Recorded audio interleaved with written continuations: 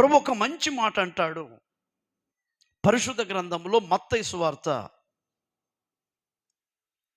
19వ అధ్యాయం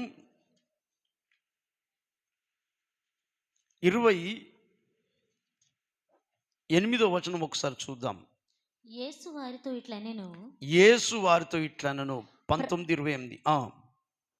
ప్రపంచ పునర్జననమందు మనుష్య కుమారుడు తన మహిమగల సింహాసనం మీద ఆసీనుడై ఉండినప్పుడు నన్ను వెంబడించిన మీరును. చూసారండి, నేను సింహాసనం మీద కూర్చొని ఉన్నప్పుడు నన్ను వెంబడించిన మీరు 12 సింహాసనముల మీద ఆసీనులై 12 సింహాసనముల మీద ఆసీనులై ఇశ్రాయేలు 12 గోత్రముల వారికి తీర్పు తీర్చుదురు. నన్ను వెంబడిస్తున్న ఓ 12 మంది శిష్యులారా, ఇశ్రాయేలు 12 గోత్రముల వారికి మీరు తీర్పు తీరుస్తారు.